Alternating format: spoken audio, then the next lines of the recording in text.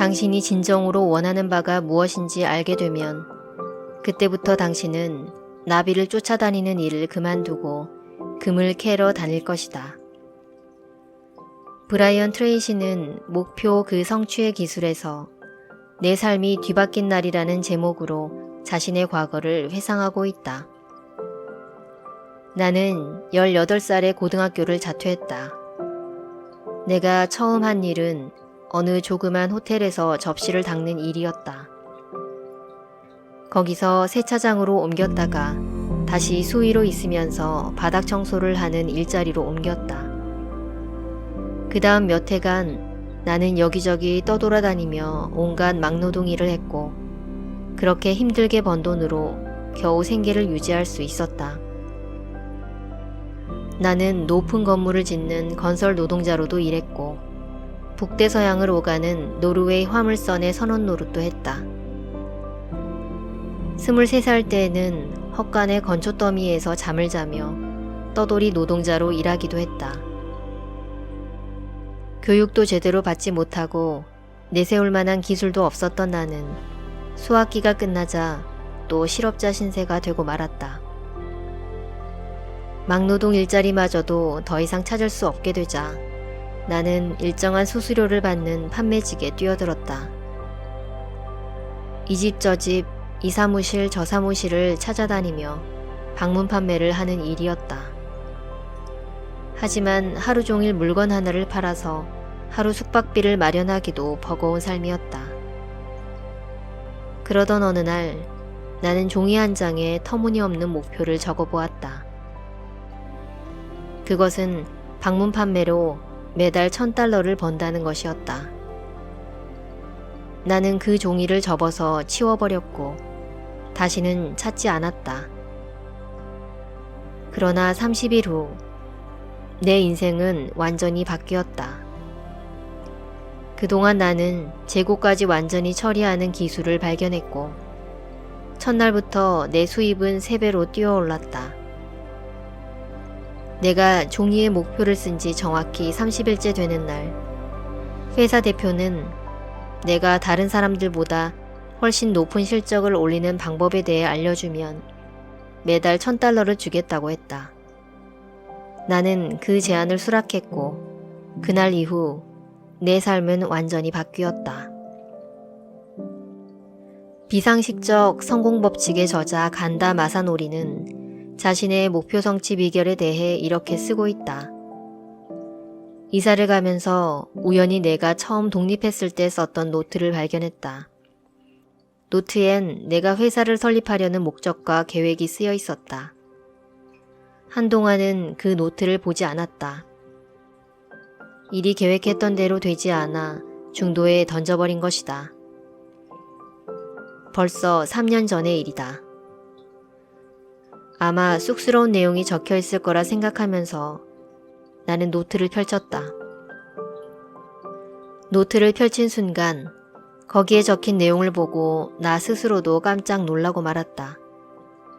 그것을 쓸 때만 해도 내가 쓰면서도 말도 안 되는 얘기라 생각하며 적었던 목표들이 현재 모두 이루어져 있었기 때문이다. 온몸에 전율이 느껴졌다. 당시만 해도 이루기 힘든 황당한 목표들이고 스스로도 거의 실현 불가능할 거라 생각했던 것들이었다. 그 내용은 다음과 같다. 독립 2년 만에 셀러리맨 시절의 연봉 10배를 실현한다. 땅을 매입해 사옥과 집을 짓는다. 일본 최고의 다이렉트 마케터가 된다. 한마디로 말해서 그 당시에 나로서는 상상하기 힘든 너무 과분한 목표였다. 당시에 우리 아버지조차도 친한 친구마저도 황당하다는 듯한 반응이었다. 그런데 오랜만에 발견한 노트를 보니 그 황당했던 목표들이 모두 실현되어 있었던 것이다. 그것도 나도 모르는 사이에 말이다. 물론 나 역시 성공하고 싶었기에 여러가지 성공 법칙에 관한 책들을 많이 읽었다.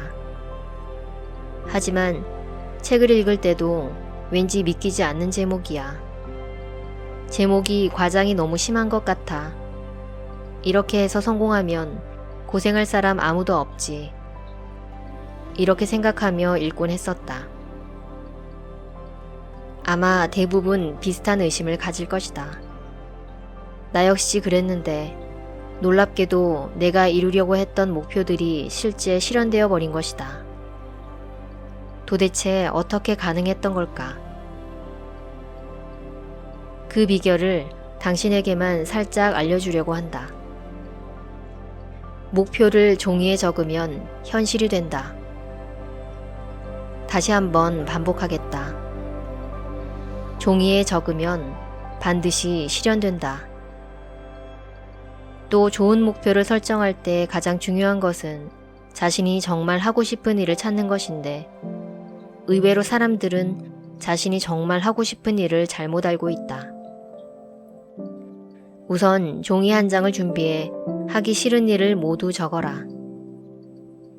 왜냐하면 하고 싶은 일을 정확히 파악하기 위해선 하기 싫은 일부터 명확히 골라내야 하기 때문이다. 간다 마사노리의 경우는 종이에 소원을 쓰고 밤낮으로 읽었고 수시로 볼 수 있도록 가지고 다녔다고 한다. 앤서니 라빈스는 진정으로 변화하고 싶다면 우선 자신의 기준부터 높여야 한다며 이렇게 말한다. 사람들은 지금으로부터 8년 전 내 인생이 완전히 변하게 된 계기를 궁금해한다. 나는 내가 진정으로 원하는 것을 바꾼 것이 가장 중요한 이유였다고 대답한다. 나는 내 삶에서 더는 용납할 수 없는 것, 절대로 참을 수 없는 것, 정말 되고 싶은 것 모두를 종이에 적었다.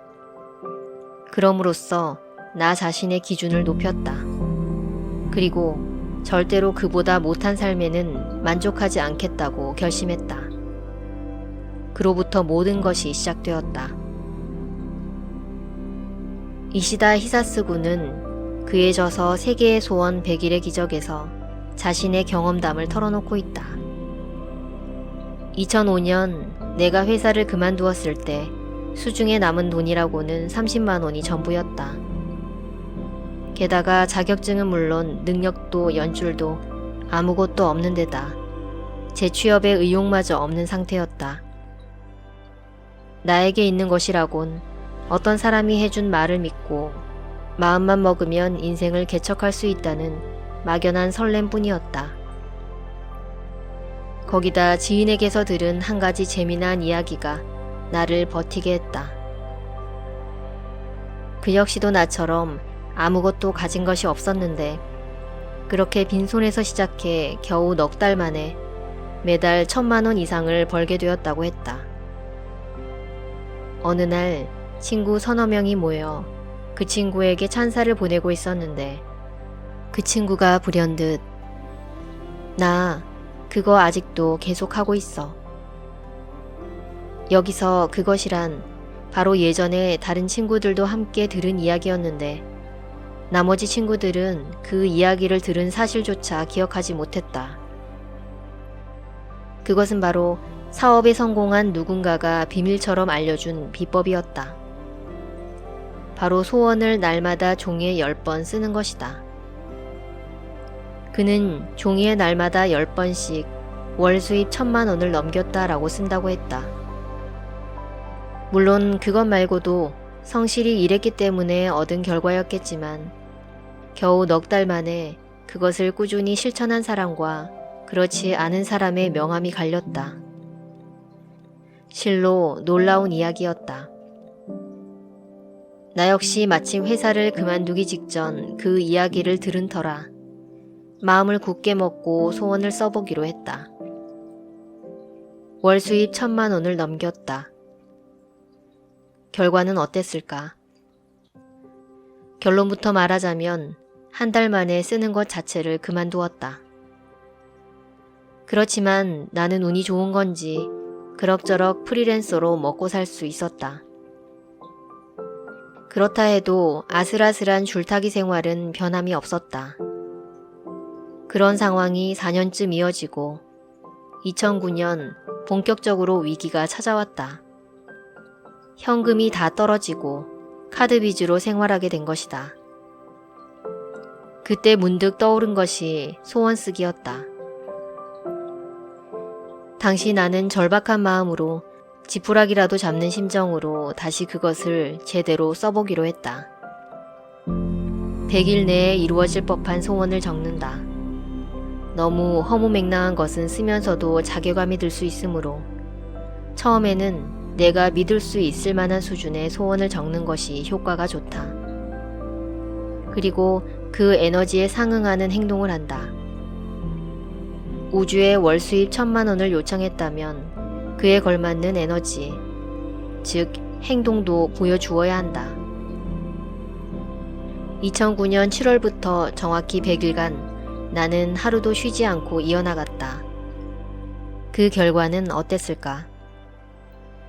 8월에 블로그 접속자 수가 3배로 늘었고 9월에서 10월에는 기획했던 고액 세미나가 모두 매진되었다.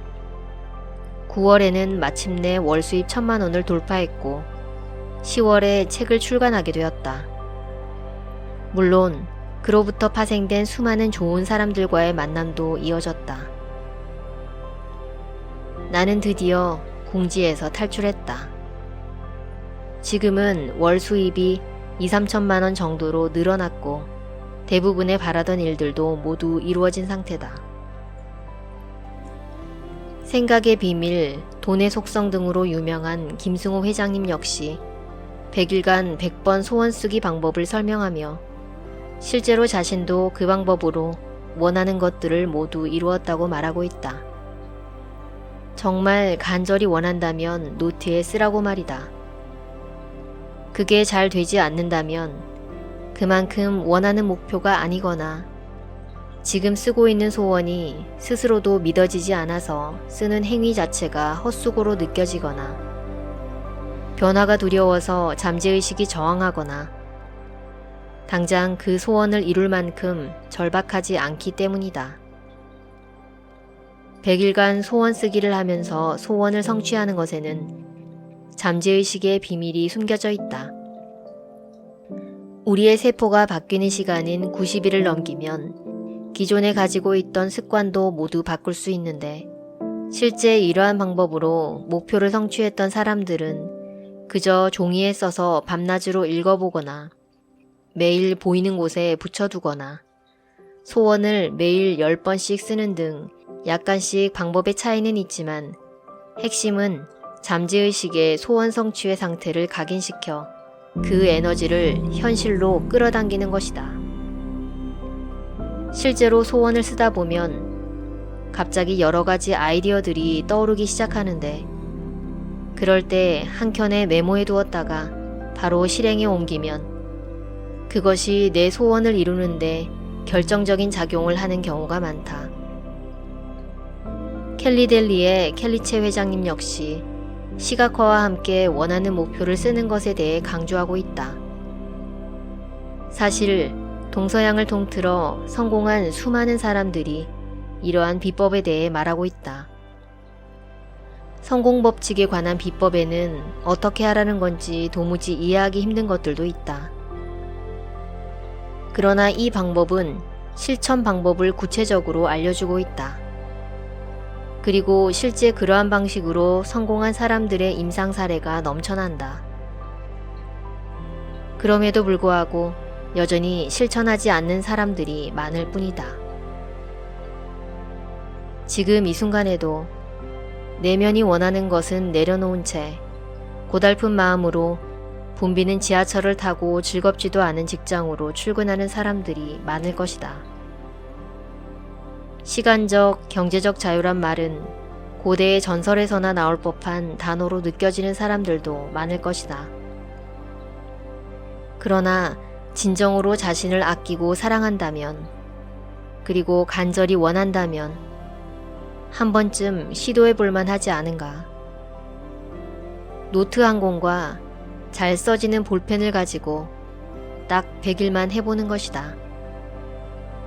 사실 당장 대통령이 되겠다는 소원만 아니라면 100일을 했는데도 이루어지지 않을 리는 없을 것이다. 어쩌면 그보다 더 빨리 이루어질지도 모른다.